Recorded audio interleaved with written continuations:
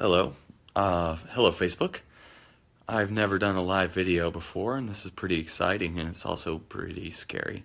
I wanted to just ask Facebook, when it comes to spiritual teachings, do you like them to be more on the informative, philosophical, theoretical side?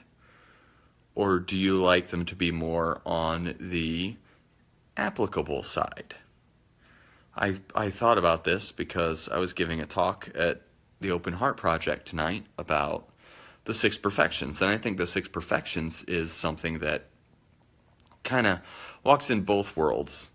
It is both informative and applicable, but plenty of teachings are one or the other. So, for example, if I give a teaching where I tell the story of the Buddha's life, or different masters throughout history, Bodhidharma and Nagarjuna or anyone else, right? That's more on the informative side. A lot of that is not necessarily relatable. Whereas a more relatable thing is if I'm telling you how to meditate without your feet falling asleep, or how to maintain your patience and your cool when you're stuck in traffic or something, right? Those are more applicable things, and I think plenty of spiritual teachings go both ways. And I really thought of this because my girlfriend asked me if my teachings are more informative or applicable to life, and I really couldn't give a good answer, but I just really want to know what my fans want to see. Do you want more informative things about Buddhist philosophy, like teachings about the Four Noble Truths, or explaining emptiness? That's the hardest one, right? Or do you want more applicable things?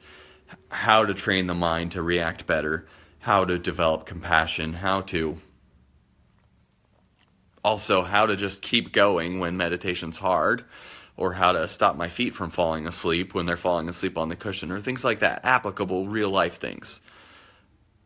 I just want to know what kind of teachings people want. I think a lot of Dharma teachers fall into a trap of just teaching one side or the other, where they will just teach theoretical things, these really high-minded concepts about, like, understanding absolute emptiness versus relative emptiness, and things like that, where it's sometimes hard to bring that into a way where we can understand why it would be important and how it can help me right now, because I'm someone that has a lot of fun exploring Buddhist history and Buddhist philosophy, but a lot of times that's really not what people are looking for, right? People want to know very specific things I can do right now. So I really want feedback. I want you to tell me in the comments, what kind of teachings do you look for? Do you look for... Wow, I got my first heart. Do you look for teachings that inform you about Buddhist history and Buddhist philosophy?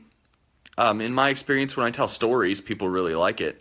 Over at the Open Heart Project, I told the story of Ikkyu and people really liked it. I told the story of Bodhidharma and people really liked it. In my experience, people really like that stuff, and that is definitely on the informative side. But at the same time, I really want to give people what they want, and I want people to feel like they're